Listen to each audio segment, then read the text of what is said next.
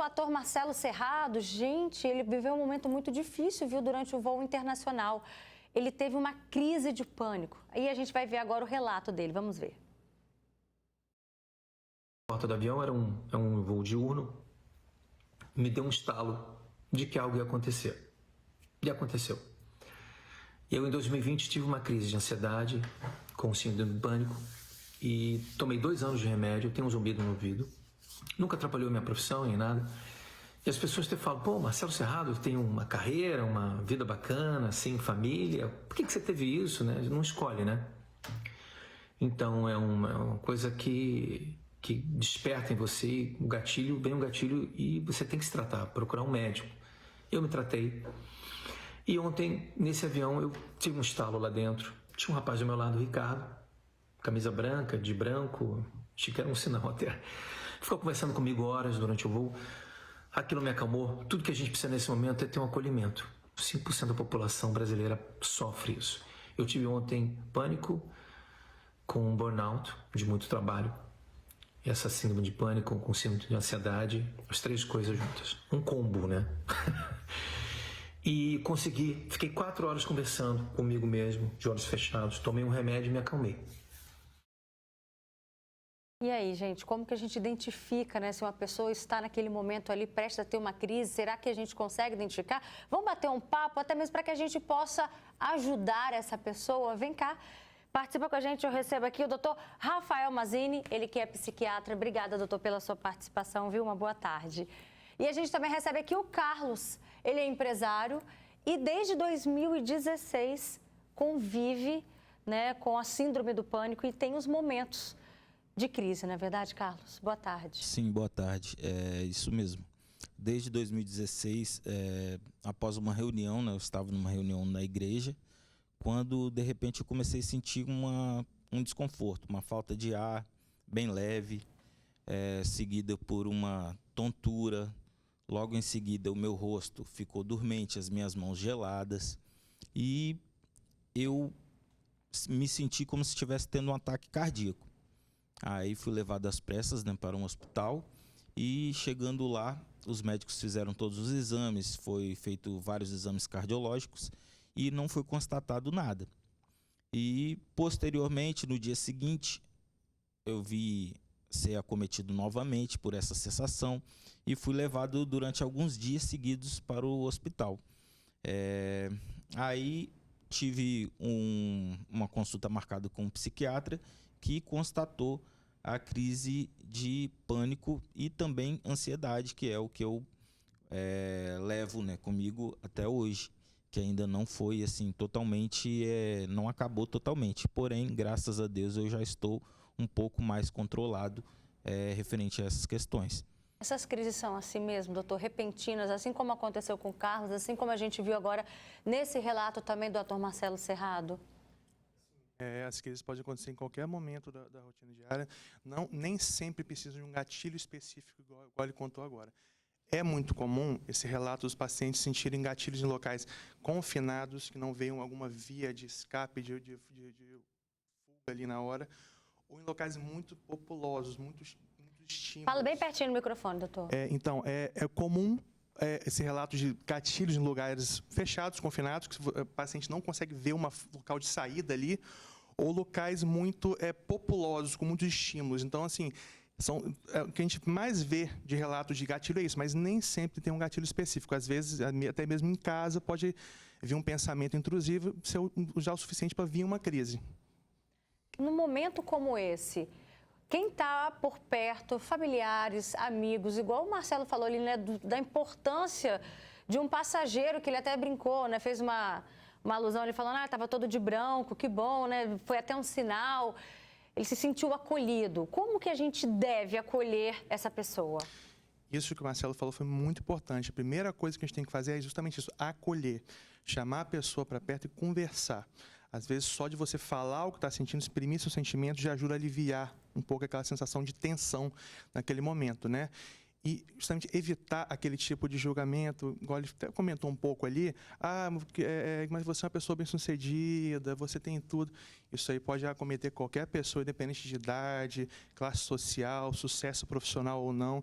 Então, o mais importante é você estar perto da pessoa e acolher. Acolher de que forma? É um abraço? É a palavra?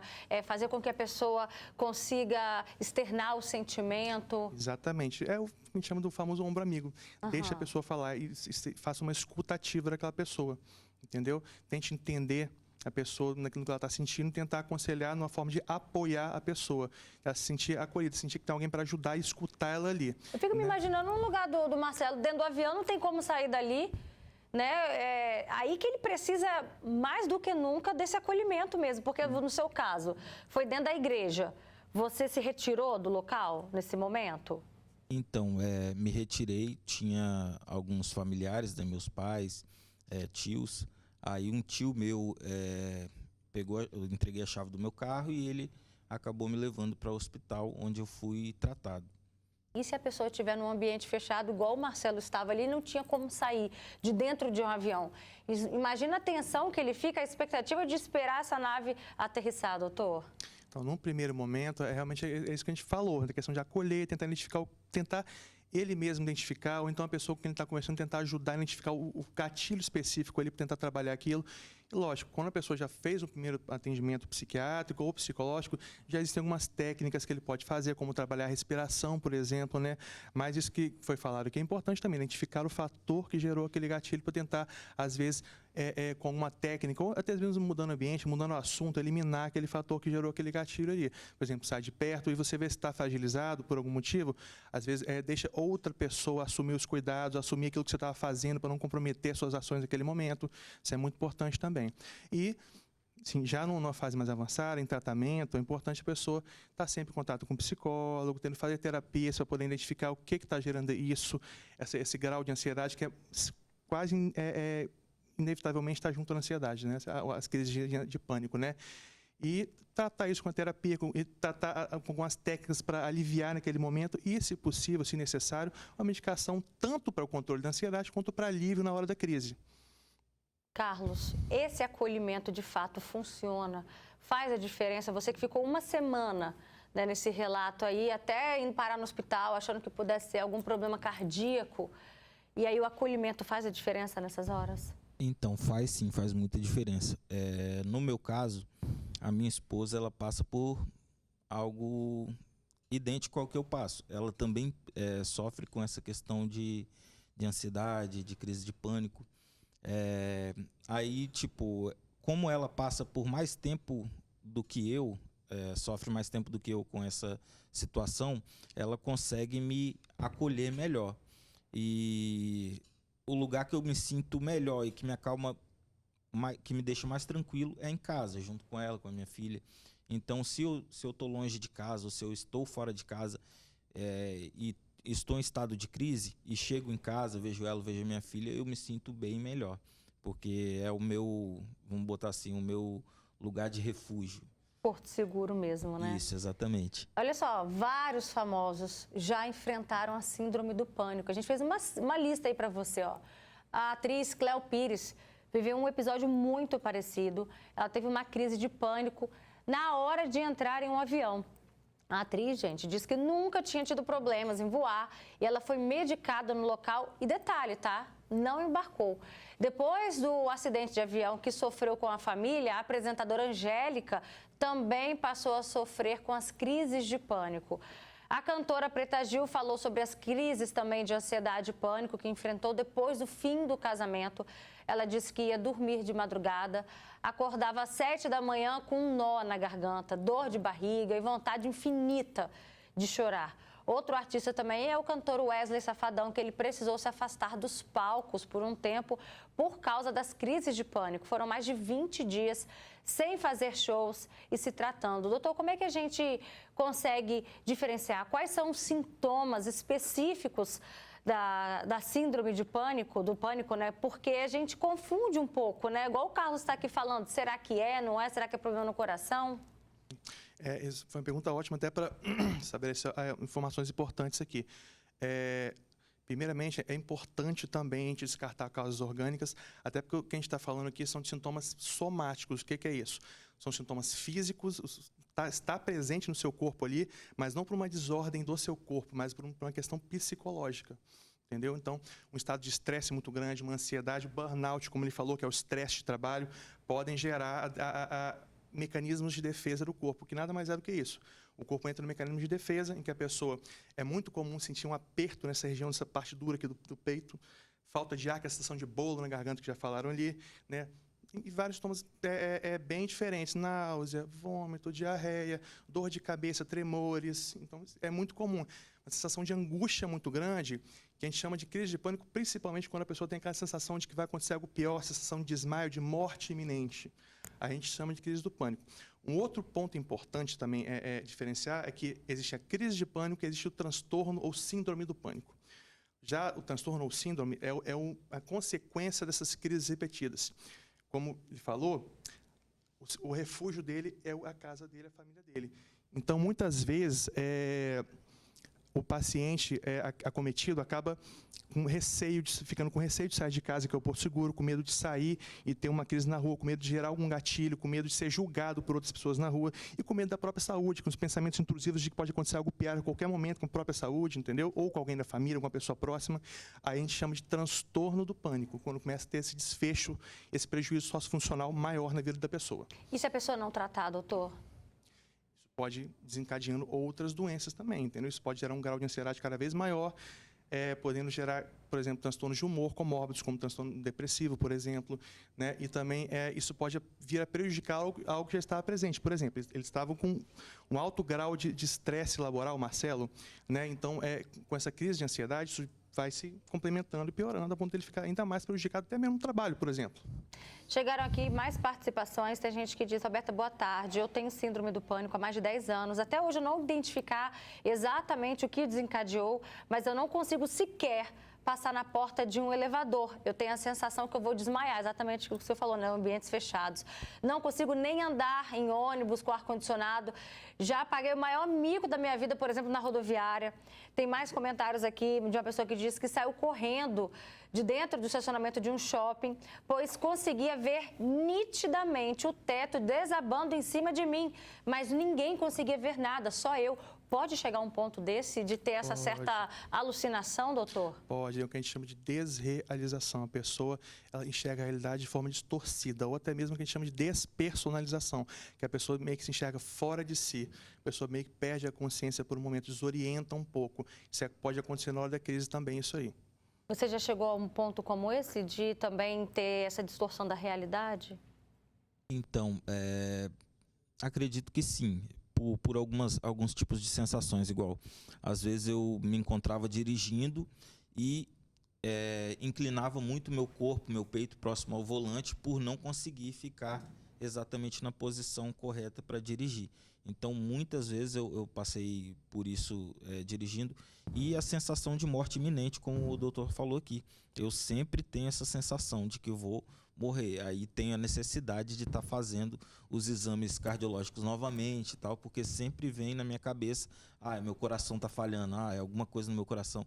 Então, quando eu realizo o exame cardiológico, aí eu já fico mais tranquilo e vejo que não passa da questão da ansiedade mesmo, do pânico. Tem aqui um outro comentário, doutor. Uma telespectadora quer saber se isso é hereditário. Sempre existe uma chance maior quando você tem um parente de primeiro grau que tem a doença, entendeu? Mas isso pode acontecer com qualquer pessoa, em qualquer situação. Você não segue uma regra específica, mas sempre você tendo parentes de primeiro grau com a doença, é maior a chance de você adquirir isso também. Tem também um comentário aqui da Célia Alvarenga. Ela diz: boa tarde, eu sempre tive essas crises. Fiz vários exames, não deu em nada. Eu achei até que fosse labirintite, fui ao médico, fiz exame e constatou de fato que tinha envolvimento aí com a ansiedade. E quando eu paro e fico com algum pensamento, a crise vem, né? Outra, falar em viajar, então, ela entra em pânico. Geralmente, quais são os fatores, doutor, que estão por trás disso? Quais são os principais fatores que eu quero dizer no sentido de que acaba provocando, desencadeando aquele momento mesmo de crise na pessoa? O que a gente observa muito na prática é situações estressantes da rotina diária, principalmente trabalho, né? Um fator muito associado, estresse relacionado a situações angustiantes, demandantes no trabalho e a ansiedade, entendeu? É quase que assim, o carro-chefe ali da crise de pânico. É o que está principalmente associado ali, e é de longe o que a gente mais atende em pronto-socorro, consultório, ansiedade, desencadeando crise de pânico. E essas crises, o momento da crise mesmo, ela tem um tempo, né? Ela dura ali em torno de 10 a 15 minutos? Varia muito. Normalmente são crises rápidas, dura de 15 minutos a meia hora, mas tem pacientes também que ficam ali mais tempo, mesmo com sintomas mais leves, mas ficam ali um pouco a mais para recuperar ao seu estado fisiológico ali. Como é que é o pós, já que o doutor falou aqui, daquele momento do estado fisiológico? Como que você se sente depois? Então, nas minhas primeiras crises, como eu sofri assim, quando eu não sabia que era a crise de ansiedade ou essa crise mais forte, eu sentia muita dor no peito. Então, quando a crise passava, a dor no peito ela não simplesmente passava. Então, eu ficava semanas, às vezes um mês com o peito doendo. Então, tipo, era muito real. E, tipo, hoje eu vejo, porque muita gente... Eu mesmo já olhei dessa forma para pessoas achando, isso é bobeira, isso não é nada. Pessoas até falaram isso comigo. Mas isso aí que você está falando aí, isso é besteira, paz, você não tem nada não e tal. Não precisa tomar remédio para isso. Muita gente fala, né, também comigo, até hoje. Mas para que se medicar e tal? É só o seu psicológico. Mas eu sinto como se fosse no meu corpo, entendeu? Eu sinto as consequências no meu corpo. Tem aqui mais comentários. Tem uma telespectadora que diz: eu tenho síndrome do pânico, é horrível. Muitas vezes deixo de ir a eventos por pavor, sem razão aparente. No meu caso, além do desespero, também tenho medo da morte. Isso me desencadeia até diarreia. A gente vê que tem uma mistura, né, doutor, de sentimentos e que vai para o físico também. Exatamente. É o emocional interferindo no físico e vice-versa? Exatamente, né? O quadro principal da ansiedade é aquela sensação de preocupação e angústia muito extrema, né? Gera uma agitação, gera uma instabilidade emocional. Isso, invariavelmente, quando não tratado e crescendo, vem para o corpo. O corpo exprime alguns sinais que são esses aí, né? Às vezes é só um sintoma mais leve, uma rigidez muscular, uma dor de cabeça, uma tontura, um tremor. E muitas vezes acontece a crise de pânico propriamente dita também. Carlos, e hoje? Como que você está? Como que você se sente hoje? Hoje eu tenho, assim, minimamente as crises bem reduzidas, né? Eu não tenho mais aquela sensação de dor que prolonga por dias ou mais. Graças a Deus, assim, com os medicamentos, eu me sinto muito melhor. Teve uma época que eu fiquei sem medicamento durante 1 ano. Porém, aí uma pessoa próxima a mim faleceu. Aí voltou tudo novamente. Eu tive novamente as sensações, voltou forte como estava antes, porém, com a medicação, eu tendo voltado a tomar a medicação corretamente, tudo certinho, aí foi dissipando e hoje eu só sinto a questão da ansiedade mesmo. Aí quando vem uma crise de pânico, ela vem muito mais leve, como se fosse uma crise de ansiedade mesmo, mais branda.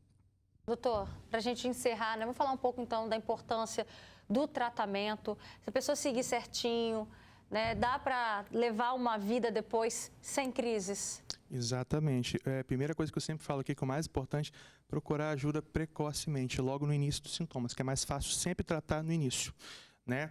E fazendo uso da medicação corretamente, orientada por um profissional especializado, fazendo a terapia certinho com o psicólogo, também prontificado para atender, fazendo atividade física regular, dormindo adequadamente toda noite. Isso aí facilita muito e melhora a qualidade do tratamento, né? Então, o mais importante é frisar isso aqui. O tratamento sendo bem realizado, é mais difícil que a pessoa chegue nesse nível de ansiedade a ponto de ter crises de pânico igual no começo do quadro. Então, isso prolonga a qualidade de vida da pessoa, melhora muito a qualidade de vida da pessoa. Só para acrescentar mais uma pergunta, vamos falar também de prevenção. Né, a pessoa ali que já teve alguma crise, ela consegue prevenir um próximo quadro? Com certeza. Então, essa experiência que a pessoa tem das crises ajuda ela a identificar os sinais de que estão vindo uma crise.